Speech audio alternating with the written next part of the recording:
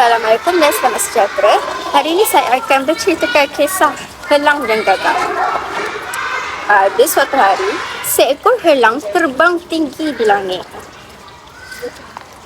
Helang nampak seekor anak biri-biri di tanah yang lapang dan helang pun terbang ke rendah. Helang menyambar anak biri-biri dengan kukunya lantas membawanya ke udara. Gagak nampak helang menyambar anak biri-biri dan terbang dari situ. Gagak anggap perbuatan itu semestinya mudah.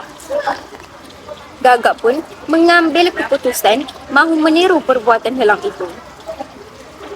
Gagak pun terbang berlega-lega sambil mengepak-ngepakkan sayapnya.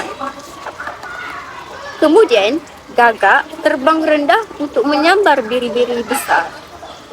Malangnya, kuku Gagak tersangkut dalam bulu biri-biri besar itu. Gagak sudah terperangkap. Gagak cuba mengepak-ngepakkan sayapnya tetapi tidak boleh terbang. Pengembala nampak Gagak dan menangkapnya. Dia mengikat sayap Gagak itu lalu membawanya pulang ke rumah. Anak-anak pengembala pun bertanya, "Ayah, burung sejenis apakah ini?" Ini Gagak, tetapi Gagak ini fikir dirinya helang, jawab pengembala tersebut. Akhir sekali, Gagak pun sedar perbuatannya meniru helang tadi adalah bodoh. Sebagai pengajaran, jangan buat apa-apa tindakan melebihi keupayaan kita. Sekian, terima kasih.